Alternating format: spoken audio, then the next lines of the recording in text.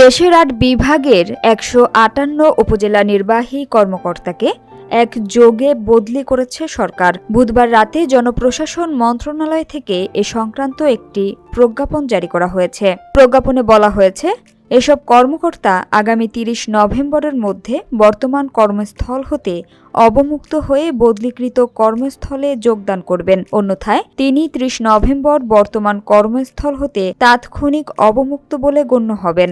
এতে আরও বলা হয়েছে, বদলিকৃত কর্মকর্তার দপ্তর কর্মস্থল ইতোমধ্যে পরিবর্তন হলে কর্মরত দপ্তরের নাম ঠিকানা উল্লেখ করে তিনি যোগদানপত্র দাখিল করবেন। জনস্বার্থে জারিকৃত এ আদেশ অবিলম্বে কার্যকর হবে।